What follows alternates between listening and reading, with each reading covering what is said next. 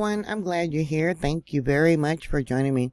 Well, China has announced the end of a large-scale 3-day military drill around Taiwan today, Monday, April 10th. The drill was in retaliation for Taiwan's president meeting with the U.S. House Speaker Kevin McCarthy. The PLA Eastern Theater Command claimed that it was a planned event, despite there being no advance announcement prior to the start date when they did these drills. China broadcast the drills on different monitors throughout the country, street monitors and in restaurants and other public places. There was a Weibo post where the command wrote that the drill was thoroughly examined, its military combat skills under practical combat conditions. They also said that its war zone troops are on standby at all times and ready to fight at any time against Taiwan independence, separatists, and foreign schemes to intervene. I was looking at maritime traffic, and it looks like many of the military vessels are still hanging out there. Let me bring this out. You can see them all lined up in a row here. Well, that one's Hong Kong, which is now China, unspecified. That one's going to China, it says. Let's see. Unspecified, yeah. Like little ducks all in a row. Unspecified, etc., etc., etc. And we got a couple down here. Let me bring this out, and I'm going to show you a map of where they were. This is one location where they were doing their live drills, and then another one was off over here, and you can see, yeah, they're still in formation over here. See that? Unspecified, but it's all in formation. And another area where they're all lined up. Look at that. Yeah, it just takes one accident to start World War III. There was supposedly some down here, but I don't really see them right now. Let's see, what's that? Might be them there. Unspecified.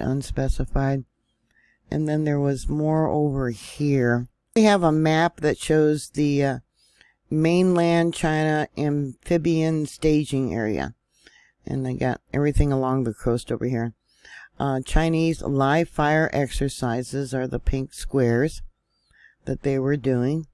Potential invasion routes.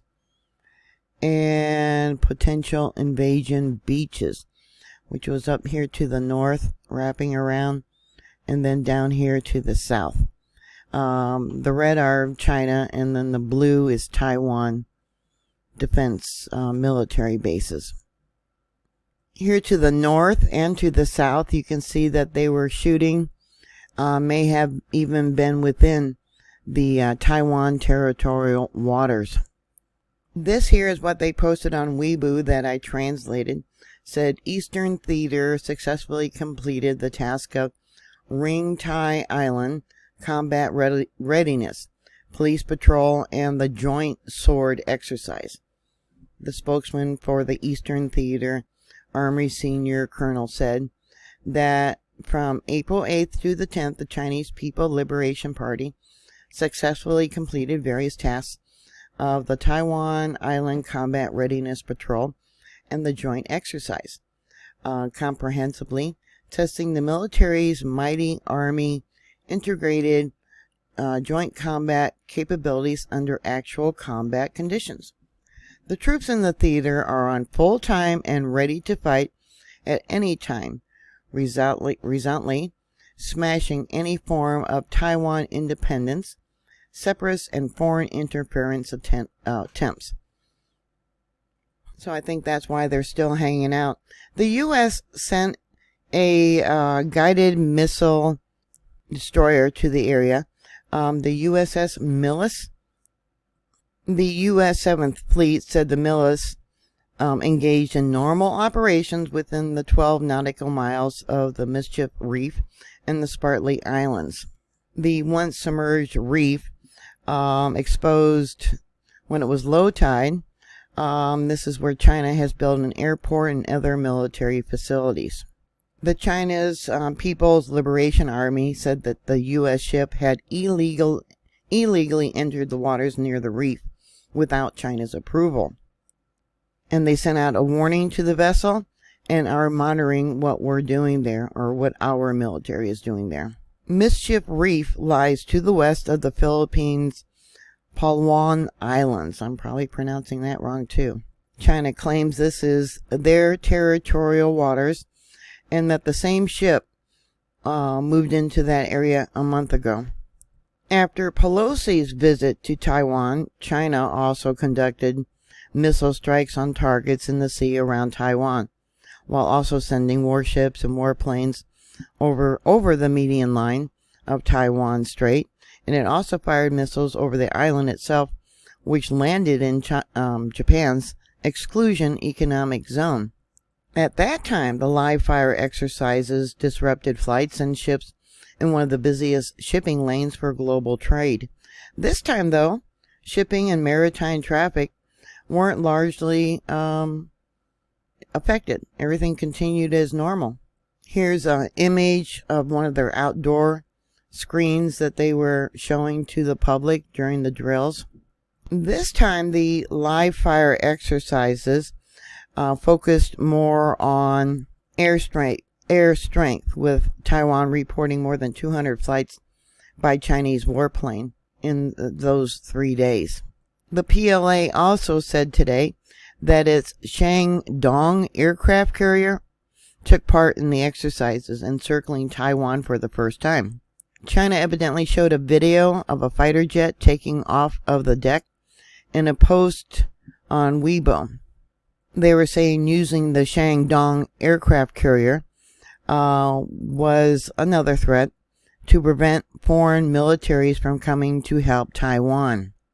Besides fighter jets crossing over into the median line, Taiwan Defense Ministry reported that 91 flights by bombers, as well as multiple fighter jets, the early warning aircraft, and military transport planes.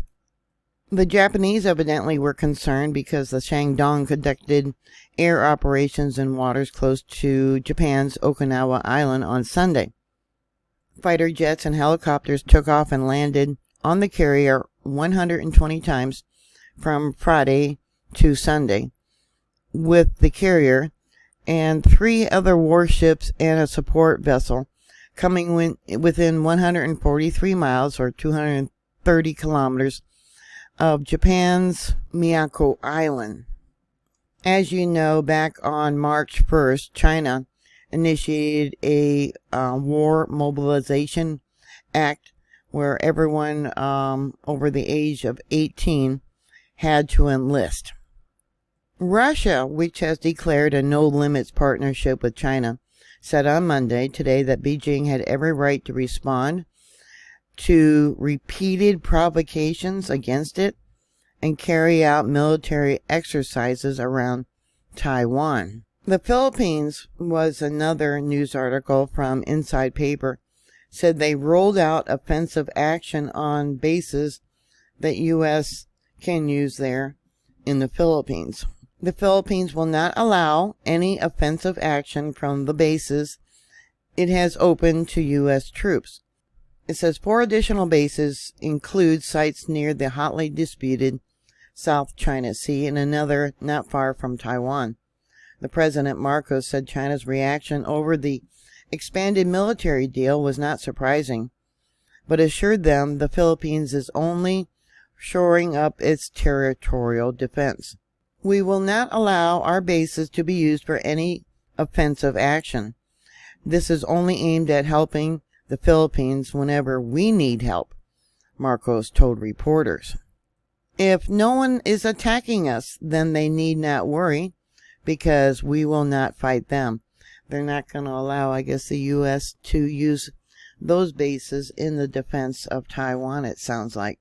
I don't know how they're going to stop them if the U.S. decides it's going to do it, but on the Taiwan news today, it says Kremlin says China has every right to conduct Taiwan exercise. France cannot mediate in Ukraine. This is interesting. I have talked about how France is been recently talking to China about the trade of goods using the yuan and dumping the dollar. So I thought it was interesting they threw this into Peskov. Also suggested that France, whose President Emmanuel Macron visited China last week for talks. Yeah, they were talking about trade. And they could not broker a peace with Ukraine, as Paris is both indirectly and directly involved in this conflict on the side of Ukraine. Here's an article from the Taiwan News. French President Emmanuel Macron was condemned by politicians and scholars and journalists from various countries for his remarks that appeared to demonstrate submissiveness and pandering to Beijing, while showing no concern for future possible Chinese military aggression against Taiwan. I never noticed before, but in this picture, if you look at Xi's hands, the president of China, they look like little Pooh Bear paws, don't they? See how wide they are? They're kind of, like little bear paws. Compared to the size of the hand of Macron. Here, everything we did for France in World War II. And they're going to probably end up dumping the dollar also. On his return flight from a 3-day state visit to China, on board France's Air Force One, Macron told Politico that Europe needs to lessen its reliance on the U.S. and evade becoming involved in a clash between China and the U.S. over Taiwan. Macron argued that in order to achieve his goal of strategic autonomy for Europe, it must avoid getting involved in crises that are not ours. They're really worried that if they don't obey what the U.S. tells them, that their money, their dollars will be grabbed like the U.S. did to Russia. He expressed fear that, overcome with panic over a crisis with the Taiwan Strait, European nations would believe we are just American followers.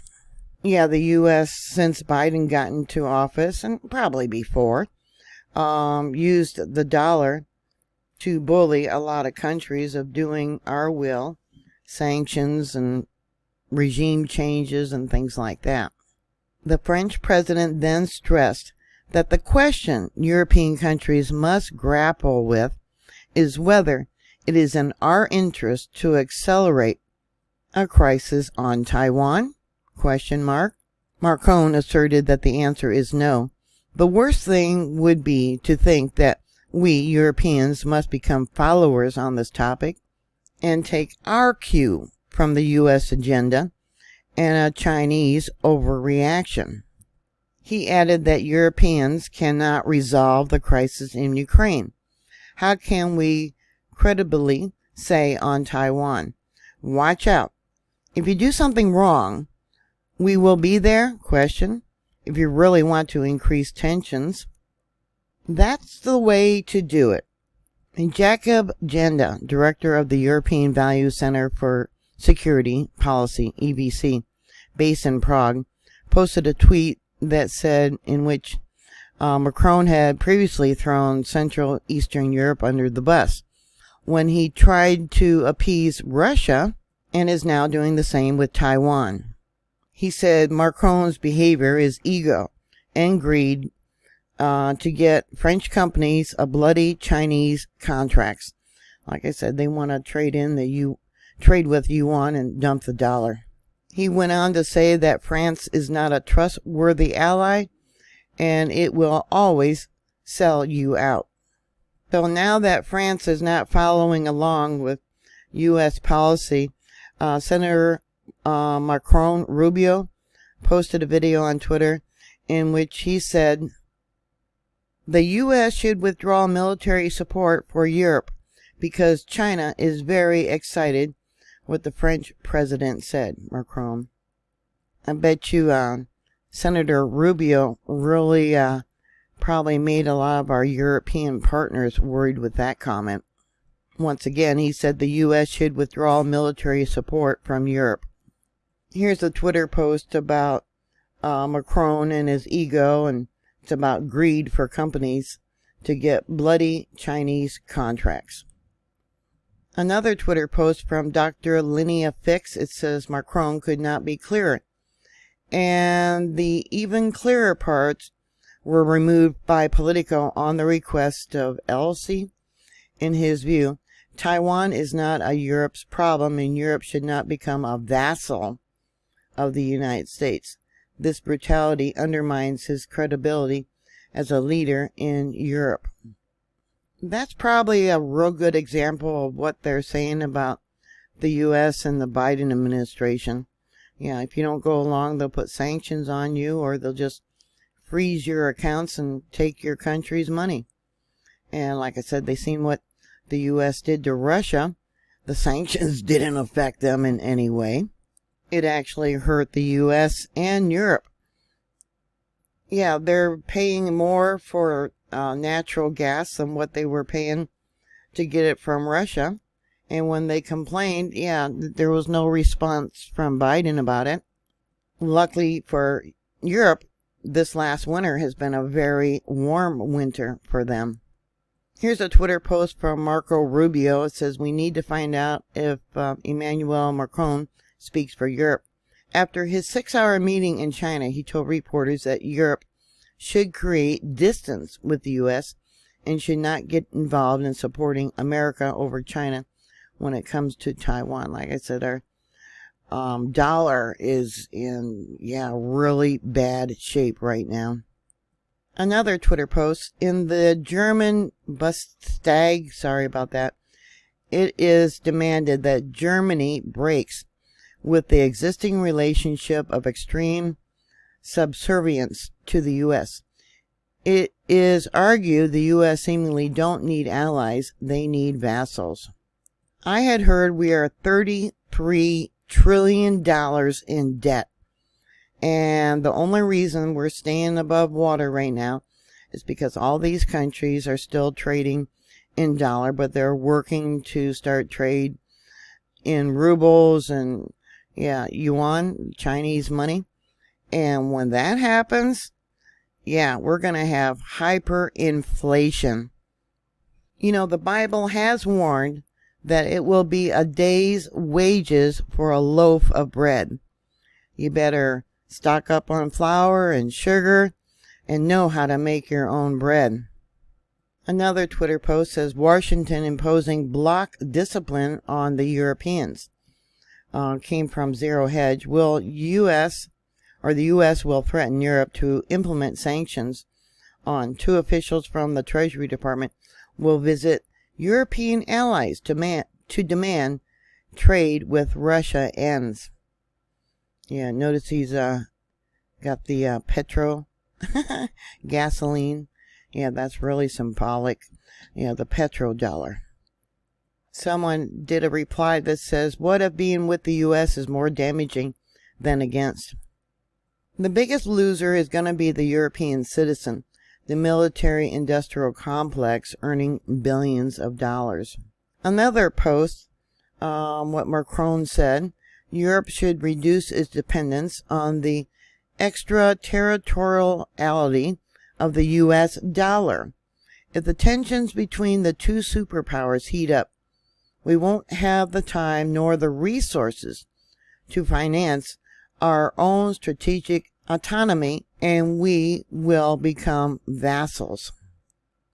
Another reply says you should have stood up to the U.S. on energy and Nord Stream sabotage. Europe is already in hock to U.S. energy-wise. Yeah, we all know that Biden or the military had something to do with Nord Stream's sabotage. And Europe is actually paying more for liquid gas than what they were paying from Russia.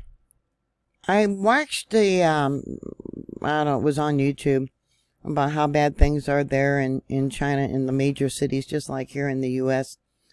People are actually renting spaces to sleep for the night underneath overpasses.